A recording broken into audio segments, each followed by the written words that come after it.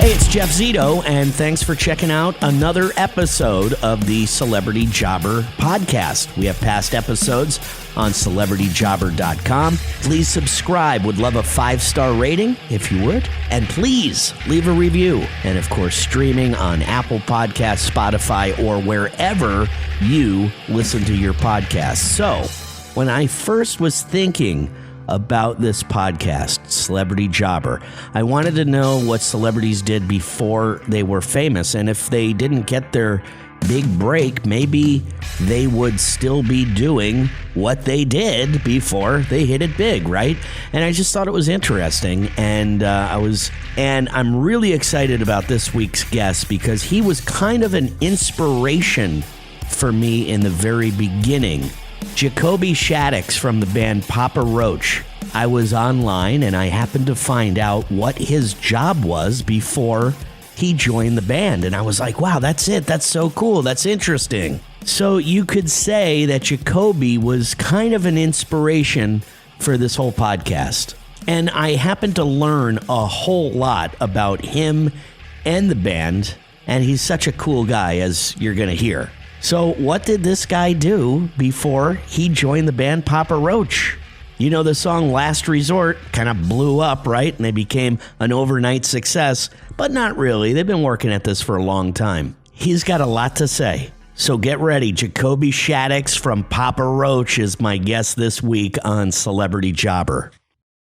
The Celebrity Jobber podcast with Jeff Zito.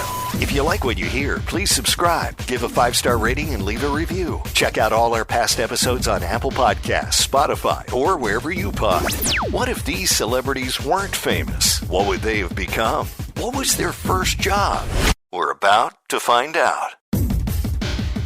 So listen, Jacoby, thanks so much again for doing this last minute because I got some, email from some of your people. They were talking about Suicide Prevention Day being on September 10th, and then of course Suicide Prevention Week, the whole week, and something very near and dear to your heart that I just wanted to touch on quickly before we get into it a little bit later on was the Suicide Prevention Hotline. I see that you and Carrie Underwood are promoting. Yeah, we're just letting people know. We want to let people know that there's help out there, and it's as simple as dialing 988, and it's mental health emergency hotline.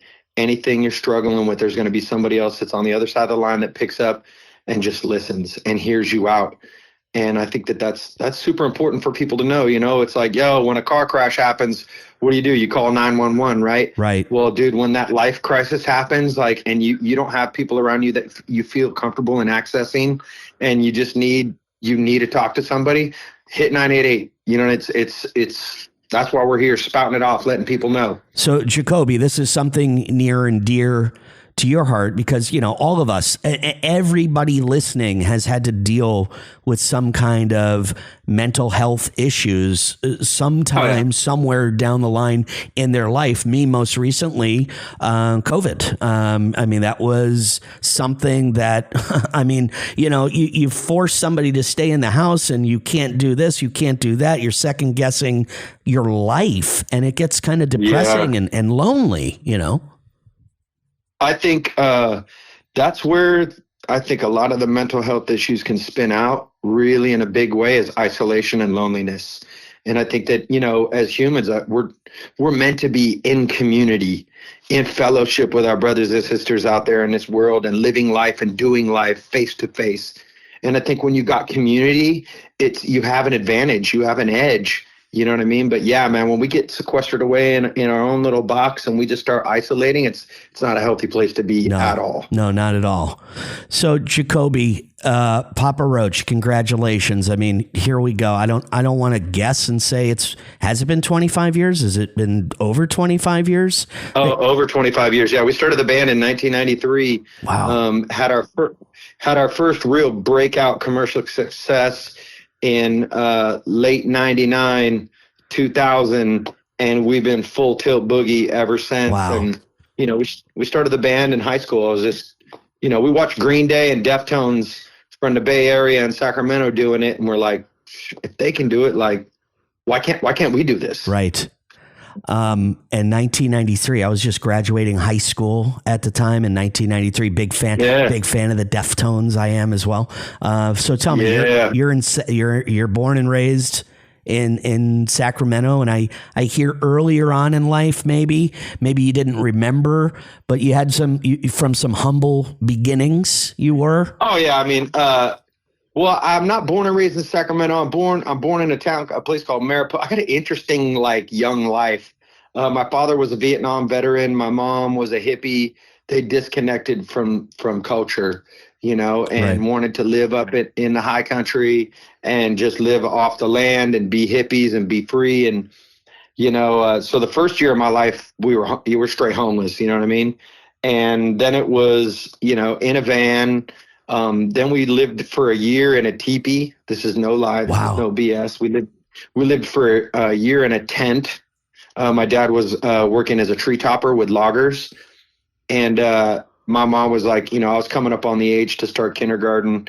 And my mom was just like, we got to stop. We got to go start a real life now, so our kid can go to school. And so then it wasn't until I was 5 years old that we lived in a proper, our own little home kind of thing. And, I think growing up like that, it was pretty interesting. I didn't grow up with TV. I didn't have TV till I was 10 years old.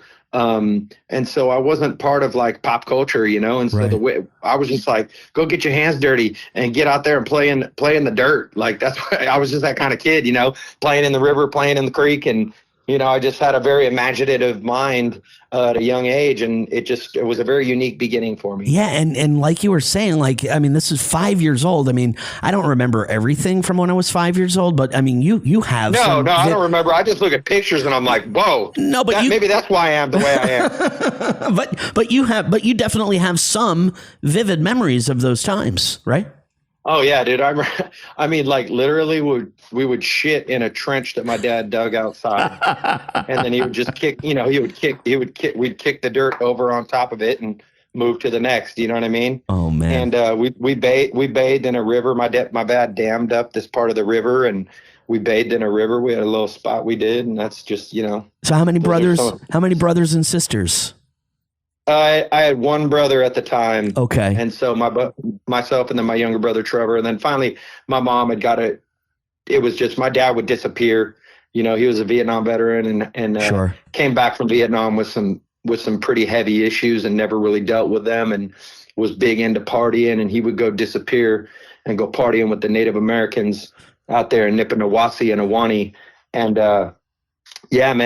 my mom just kind of had enough, and she's like, we got to move on. And that was pretty traumatic for me, coming from a broken home at a young age. And, just that chasm, I just had this deep, dark brokenness in me from a young age. And, I carried it with me for a long time, but thank God I found music as a healthy way to just come to terms with it, and then have children of my own to break the chain, break the cycle. And just hearing you talking about that, how it was a traumatic time in your life. And the first thing I'm thinking about is the song. I mean, you wrote a song about that time in your life. Celebrity Jobber. The Celebrity Jobber podcast with Jeff Zito. So mom, kind of the rock of the family at that point in time? Was she Oh yeah. Tell me what she did. What did she do for work? Absolutely. She was she got her degree in the pharmacy, and so she was a pharmacist. So she would work in compounding and do that. And then eventually she had met my stepdad, who worked at the same store, and his name is Bill Roach. His father and his grandfather are the men that we named our band after, Papa Roach. And he came in as my stepfather, and I was a terrible stepson. Right. I was, dude. I was just I remember I was just it was really hard to let my walls down and let him in. And he pressed in and was good to me and took care of me and loved me like his own son. And eventually, all those walls started to fall down for me. And I found he's my dad. That's awesome. Bill Roach. That's my dad. That's the dude who shows up for me. And love him to death, man. Thank God I got him. Shout out to the stepdads out there listening. Shout out to the stepmoms. Shout out to the blended families. Sometimes it's we got to just take what we got and do the best with it, you know, and that's what my family did. Yeah, it's like they're not all evil stepmothers and stepfathers. And just like you mentioned, Bill Roach, see, again, 25 years in this business and talking with you over the years, had no idea. So this guy came into your life and, you know, made such an impact on your life. Maybe you didn't know it at the time, but you figured it out over time. Oh yeah. I mean, he taught me, like, he gave us some stability, because it was just it was, you know, just rocky and just struggle bus for a long time. And he came in and really brought some stability. And as a young man, he taught me about hard work. You know, he instilled that you go start your own business. When I was 14 years old, I started my own lawn mowing, car washing, babysitting, wheelbarrow will travel business, jack of all trades. Yeah, what do you call that if you had to make a business jack of all card? Trades, dude. Jack of all trades. That was my name. That was the name of my business. That is awesome, man. So you're 14, you came up with that. Yep, did that, and then hustled my neighborhood and did that for years. And then I had an interesting job. I worked in a daycare. My mom ran a preschool, and she had a friend up the way that ran a daycare. And so I got certified in CPR and all that stuff. And at 15 years old, I worked in a daycare for like a summer, that's totally wild. But I was great with kids. You know, I had a little brother at the time that was like 12 years younger than me. Right. So I was very familiar with, like, you know, babysitting my little brother. So my mom was like, "Oh, you could go work up there." And then I had enough of that, and then I was like, got a job as a dishwasher. Yeah, that happened. Yeah, we all got one of those, right? You know, I said the dishwasher job was a blast. You know what the thing is, man? Like, I always enjoyed my work that I did, because it wasn't. I had no problem, like, just getting my hands dirty and handling my shit. You know what I mean? Like, That was never the problem. Like, oh, I'm above this job. What I really liked about it was the people. Right. If I was working with good people, I was like, I'm cool, dude. I could do this hour. I could do this for 10 hours. Let's go. It's just like I got the homies with me. Yeah. It's just it's just like meeting people, learning about people, knowing their story. And it's like, you just learn a lot about life. I worked in a dinner theater, and for the first time, I'm 16 years old, and I meet these two gay guys, George and Fred, who became my work parents. And then I understood more about, I wasn't making jokes about them being gay anymore. I understood. Like, it's, you learn about the world through people. Man. The Celebrity Jobber Podcast with Jeff Zito. Celebrity Jobber. Tell me about music, Jacoby. When does music enter your life? So I was a fan from when, I was like in the front yard with the wiffle ball bat, fake air guitaring, from when I was real young. And I knew that I was a little, like, obsessed with music when my mom asked me when I was 12 years old what I wanted to be for Halloween, and I told her I wanted to be Liberace. I wasn't expecting that. I was Liberace. Oh, dude, it's a hot costume, bro. Red crushed velvet. It was the whole thing, man. It was a big deal.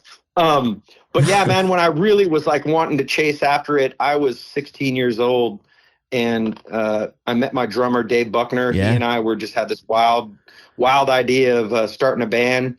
And he was a drummer, I was a drummer. We put our drum sets together, and then he was better than I. So I went and I bought a bass guitar, and so I started playing bass. And then my bass guitar got stolen out of the back of my truck. And I was just like, man, like, what gives? Dave was like, dude, just be a singer, man. This other kid, Will, he could play bass. He's got a setup.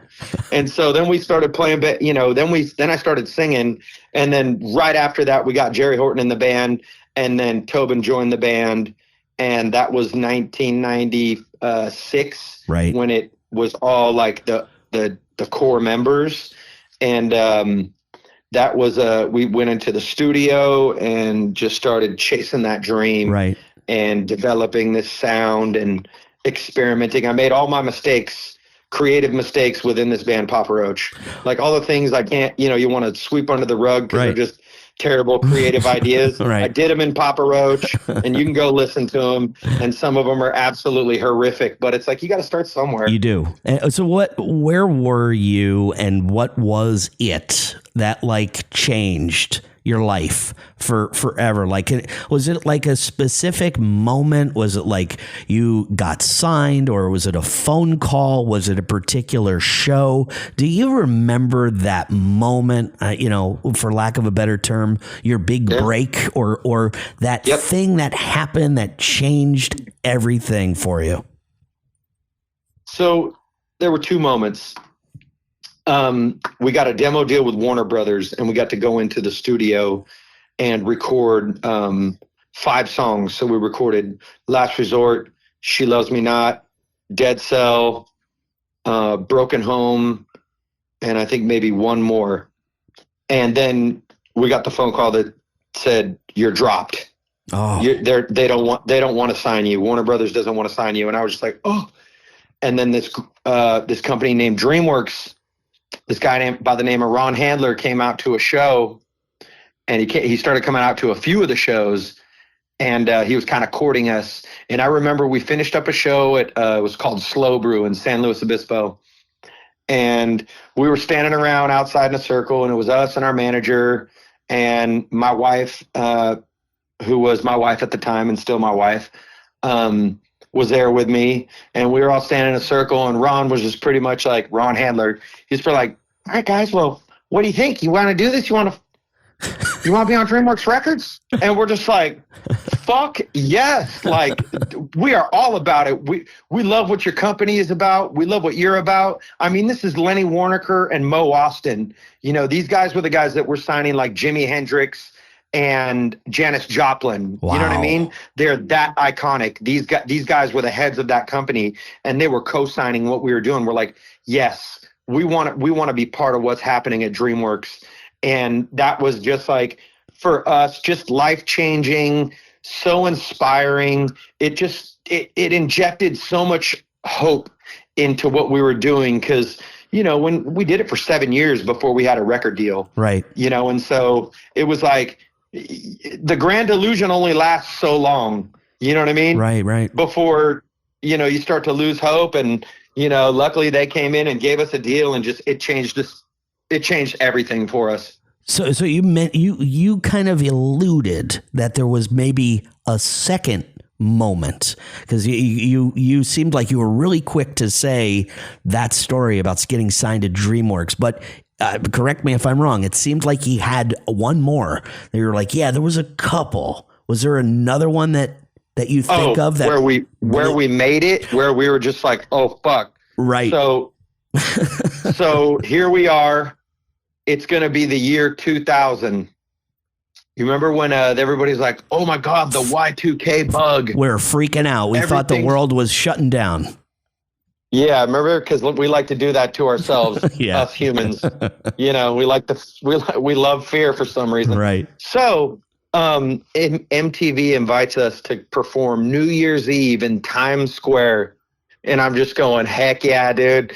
If shit's going down, I want to be in the middle of this motherfucker. Let's go. Right. And so we show up, we perform, and then we are standing out in the middle of Times Square, counting down with the world. Oh, wow. This moment. Yeah. And it was just like right on New Year's, and it was the best party of my life. We had so much fun, and the world didn't stop, and everything kept on rolling, and everybody was having a blast, and it was all good. And talk about national exposure, MTV New Year's Eve, and then Times Square, New York City. I mean, Papa Roach at that point becomes a household name from being on MTV and TRL and all that stuff. But I mean, instantly now people are recognizing you. It had to be. I mean, is that weird? Like going from a regular guy that's just, a regular guy, where you see a buddy at a mall somewhere and then everybody notices you. Is that hard to kind of deal with? Is that like anxiety? Does that, It would just, the only time it would get weird is when we would get like mobbed by people. And that was like strange to me, but that only happened for so long, you know what I mean? And then it was like, it kind of died out for us, and we're like, okay, cool. Like I have the type of fame where it's like, I'm famous. I'm like Elvis Presley at my own rock show. Right. And then when I go out in public, people recognize, people know what's up. People are like, oh yeah, can we get a picture? But it ain't like, this like fanatical insanity of a cluster. And in the beginning though, I didn't know how to handle it. So I just partied my ass off. And I think I made it through all right. And I had some great times until it wasn't great. Right. The Celebrity Jobber Podcast with Jeff Zito. Celebrity Jobber. Tell me about being a janitor at the hospital. Oh man, this was probably the most interesting job I'd ever had. And it was great because this was right in the time when Papa Roach was like turning into like the weekend warrior band. And so like, we'd play a Friday, Saturday, Sunday, and then I'd be back on Monday for work. And this job was really good with my schedule. And so I worked at David Grant Medical Center, which is a Air Force Base hospital. And I was a janitor. And so I started working in the ICU units, and that was quite an eye-opening experience to me because, I'm in there 5 days a week, and these people are like fighting for their lives, and I'm just like, cleaning their room around them. And then I moved from the ICUs into the operating rooms, and I was doing turnovers, like in between procedures, I would go in and clean. I remember this one time I was like, dude, are we having a potluck today? Is it like, are we cooking out? And they're like, no, not today, Kobe. That's actually cauterized flesh. I thought it was like barbecue chicken. And I was like, oh, okay. All right. And then I did that for a while. Then I stripped and waxed floors. I did work nights and did that for a while. Then what else? Then I was like the trash guy. So I go around and pick trash. Then I moved on to linen. I issued the linens to the people that were in the hospital. And then my most interesting job there was I worked the incinerator and the autoclave. And the autoclave is you take all like the biohazard stuff and you'll put it in this thing, and it's like a steamer, right, and it compacts it and steams it to kills all the bacteria. And then the incinerator job was I would go to the OR and then to the operating room, and where else did I go? The OBGYN, and then I can't remember the last place. But yeah, I'd pick up these boxes, right? And I'm like, I would burn them. So I'm like, I'd shake it and be like, I wonder what body parts in this thing that I'm about to, burn. Man. Yeah. So it was an interesting job, man. And so that was like, odd job, but a cool job. I mean, you ever think about like Papa Roach? I mean, obviously when you're in the band and you're young, it's what, I guess you call the convenience of being young, because you're not thinking like, well, let's see what my backup plan is going to be if this rock and roll thing doesn't work out. I'm sure somewhere though in the back of your mind it was like, it is kind of a dream, and it is like, I don't want to say 1,000,000 to 1, but it kind of is. So at any point in time were you thinking, all right, if this band doesn't work out, I'm going to do what? No, never, not once. Right on. I was so wrapped in the grand illusion of this thing that it was like there was nothing else. It was like I was just so hyper focused on it, and so were the guys in the band.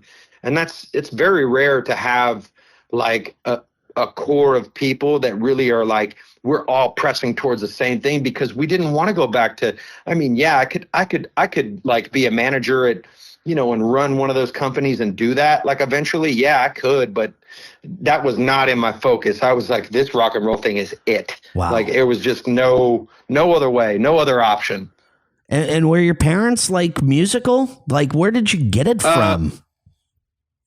My mom was not musical. My stepdad was not musical. My dad wasn't musical. My grandma, she was a chorus line singer. Okay. And my great grandfather was in the pit orchestra for the Marx Brothers. Oh wow! And so yeah, he played jazz. Yeah, he played jazz. He played in the pit orchestra. He played drums. He played clarinet. He played piano and saxophone. And so he would tour around with that. And so I think that kind of in the family bloodline is where it lies, I guess. But yeah, my mom, she knew that her mom loved music because she sang in the chorus lines, but my mom was a creative type. I didn't have like music around the house growing up. It wasn't like somebody was picking up a guitar and singing songs around a fire.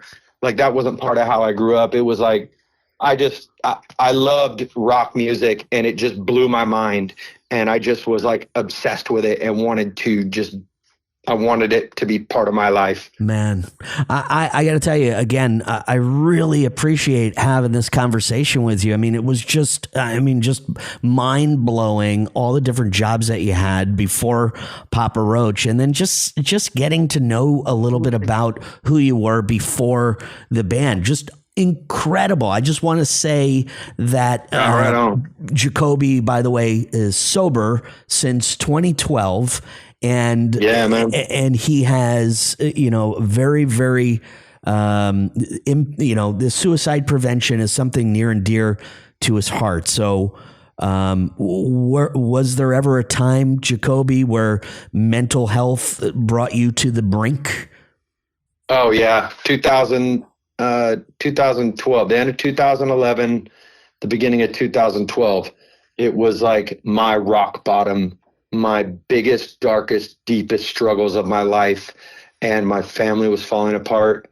Me and my wife, we separated, and I had to really take account of who I was. And I will just say that was just the darkest I had ever become.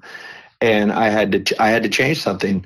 And so sobriety was my way out. And I was on a journey, this mission to like recover my life. And whether I could recover my family, that didn't matter at that point. Like I just had to get myself back. Like I was just lost. And so that was a very life-changing experience for me, because I stayed sober for a while, and my family was restored. Wow, I great. found God. Yeah, I found God. I continue to press in with God daily. It's my spiritual life is first and foremost to me. I find strength through Jesus Christ. But I'm grateful for that moment of struggle, like really, because I just was that guy that had to just nosedive into it completely and nearly destroy everything that I loved to wake up, because I was so lost in it. And I know that there might be some people out there listening, that might be on their way. And I would say this, I would say, you're only done when you're done, but don't be done when it's over. You know what I mean? Yeah, really, It's really like, do. Yeah. And it's like, I had to pull the plug on that self-destructive life and fight for my sobriety and fight for my life. And thank God it stuck that time, because I struggled for years before trying to get sober, and I would fall off. I'd be on the road and get weak, and then I'd pick up the bottle again and act out and just get crazy. And, it was such a self-destructive cycle that when I finally got out of it, I truly understood what freedom was. Like, Yes. in a day-to-day, moment by moment experience. And even in the chaos, like coming to grips and having moments of peace in chaos of my life, and just going, if I just keep doing the next right thing and just keep making the next right decision to the best of my ability, I'm going to like climb this ladder out of this hole, and I came back, man. I came back, and I can tell you this straight up.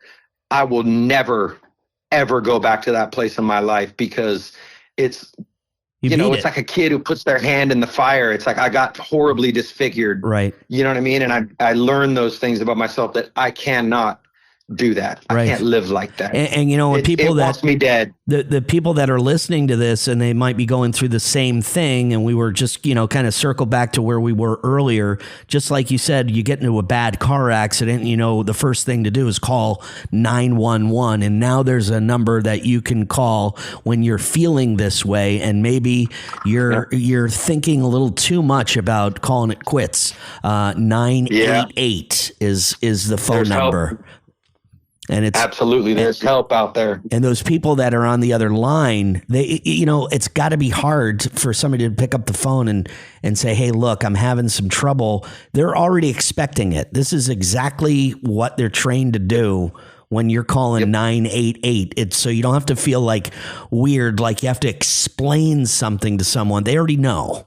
So I think that's what's really helpful. And this is anonymous. You know what I'm saying? Yeah. It's anonymous. They don't even have to know just call. You know what I'm saying? Right on. You don't have to tell nobody about it. You know what I mean? It's like, and that's getting help is very personal, and it's very bold, and it takes a lot of courage to go, I need help. Right. You know what I mean? And I encourage, if there's somebody out there that needs it, please don't hesitate. Awesome, man. Jacoby, do your friends call you Jacoby or Kobe? Which one? Both. Both. Don't call me late for dinner. I got you, dude. It's been a real pleasure, man. I thank you so much for taking the time out, and good luck to you the rest of the way. It is cool to be rapping with you, Jeff, and knowing that it's like you've been in this business the same amount of time as I have. Yeah, it's been cool kind of following your career. Like it's pretty cool. Like when you it was like Blink 182, Papa Roach when I first got into this business, and kind of following your career the entire way. It's been a lot of fun. So good rapping with you. You too, dude. Take care. Man, what a cool guy. Didn't I tell you? I mean, geez, what do you say about Papa Roach? 11 studio albums. The last single that they released was called Leave a Light On about a year ago, and then they re-released it with Carrie Underwood just about a month ago for suicide prevention. So the guy's a really cool dude. And the Papa Roach, huge band, huge rock band. I mean, one of the biggest, no doubt about it to this day. I loved some of the stories. Humble beginnings, living in a tent. His mom was a hippie. His dad was a Vietnam vet. He came back. He was, had some problems, had some mental issues from fighting in Vietnam. Mom finally had to be the rock of the family. But I think one of the coolest stories, and I had no idea, was his stepfather, Papa Roach. I mean, that's where he got the name of the band from, his stepfather. And as Jacoby said, not a great stepkid. I was not a great son or stepson growing up, but he really, really gives it to this guy who came in, married his mom, and became his stepdad. And I was so impressed by that story and how much respect he had for his stepdad. Named the band after him. Wow. So I told you in the beginning of this podcast that I was reading about Jacoby, and before he was in Papa Roach, he worked as a janitor in a hospital, which he did talk about, but there were so many other jobs that he did. I thought it was incredible. Not to mention, kind of an entrepreneur, Jacoby. He had, what was it? A lawn mowing, a landscaping, a babysitting, jack of all trades is what he called himself. I had no idea. I mean, this was pretty impressive to me. That's some business with all those different things. Like, what did you call it? He's like a jack of all trades. That's what I called it, man. He was younger. It was, rock or bust, no backup plan. That's like, we talk about with some of these guys that hit it big when they're younger. There's no backup plan. It's, the convenience of being young. You're all in and you don't care about the future. You're living in the now. And basically, that's the story that Jacoby Shaddix from Papa Roach gave. Man, just loved talking to this guy. I love seeing him every time I see him, but he's just the coolest guy. He's the same guy you heard today as he is in person. So anyway, thanks so much for listening. Again, if you could subscribe, would love a 5-star rating and leave a review. That really helps me. You want to hear some past episodes?